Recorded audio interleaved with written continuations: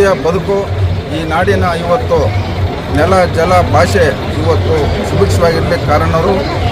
ಈ ದೇಶಕ್ಕಾಗಿ ಈ ನಾಡಿಗಾಗಿ ಹೋರಾಟಗಳನ್ನು ಮಾಡಿ ಪ್ರಾಣವನ್ನು ಅರ್ಪಿಸಿರ್ತಕ್ಕಂಥ ಎಲ್ಲ ಮಹನೀಯರನ್ನ ಸ್ಮರಿಸುತ್ತಾ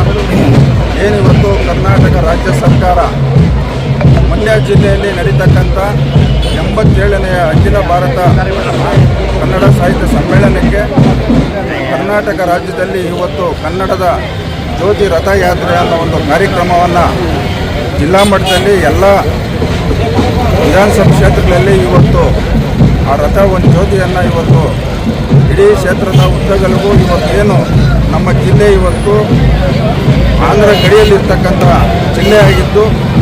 ಈ ನಾಡಿನ ಮುಂದಿನ ಭವಿಷ್ಯಕ್ಕಾಗಿ ಇವತ್ತು ನಮ್ಮ ನಾಡಿನ ಭಾಷೆ ನಮ್ಮ ನಾಡಿನ ನೆಲ ಜಲ ಮುಂದೆ ಈ ಮುಂದಿನ ಪೀಳಿಗೆಗೆ ಅರಿವು ಮೂಡಿಸ್ತಕ್ಕಂಥ ಕೆಲಸ ಇವತ್ತು ರಾಜ್ಯ ಸರ್ಕಾರ ಮಾಡ್ತಾಯಿದೆ. ಮುಖ್ಯವಾಗಿ ನಾನು ಎಲ್ಲರಿಗೂ ಹೇಳ್ತಕ್ಕಂಥ ವಿಚಾರ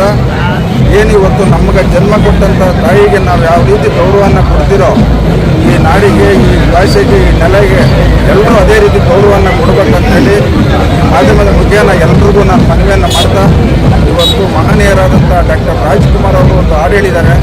ಹುಟ್ಟಿದರೆ ಕನ್ನಡ ನಾಡನ್ನು ಹುಟ್ಟಬೇಕು, ಬೆಟ್ಟಿದರೆ ಕನ್ನಡ ಮಣ್ಣನ್ನು ಬೆಟ್ಟಬೇಕಂತೇಳಿ. ಅದು 100% ಸತ್ಯ. ನಾವೆಲ್ಲ ಇಡೀ ಜಗತ್ತಿನಲ್ಲಿ ಇವತ್ತು ಉತ್ತಮ ಒಂದು ರಾಜ್ಯ ಯಾವುದಾದ್ರೂ ಇದ್ದರೆ ಅದು ನಮ್ಮ ಕನ್ನಡ ನಾಡು ಅಂತ ಈ ಎಲ್ಲೆಯಿಂದ ಈ ಸಂದರ್ಭದಲ್ಲಿ ಹೇಳ್ತಾ ಏನಿವತ್ತು ಶಿವಮೊಗ್ಗ ವಿಧಾನಸಭಾ ಕ್ಷೇತ್ರಕ್ಕೆ ಕನ್ನಡ ರಥಯಾತ್ರೆ ಇವತ್ತು ಚಿಕ್ಕಬಳ್ಳಾಪುರ ವಿಧಾನಸಭಾ ಕ್ಷೇತ್ರದಿಂದ ಇವತ್ತು ನಮಗೆ ಹಸ್ತಾಂತರ ಮಾಡಿದ್ದಾರೆ.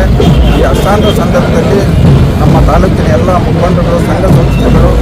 ಹಾಗೂ ಎಲ್ಲ ಜನಪ್ರತಿನಿಧಿಗಳು, ವಿದ್ಯಾರ್ಥಿಗಳು ಇವತ್ತು ಎಲ್ಲ ಸರ್ಕಾರಿ ಅಧಿಕಾರಿಗಳು ಇವತ್ತು ಒಗ್ಗಟ್ಟಾಗಿ ಬಂದು ಈ ಒಂದು ಕಾರ್ಯಕ್ರಮವನ್ನು ಯಶಸ್ವಿಗೊಳಿಸಿದರೆ ಎಲ್ರಿಗೂ ನಾನು ಧನ್ಯವಾದಗಳನ್ನು ಹೇಳ್ತಾ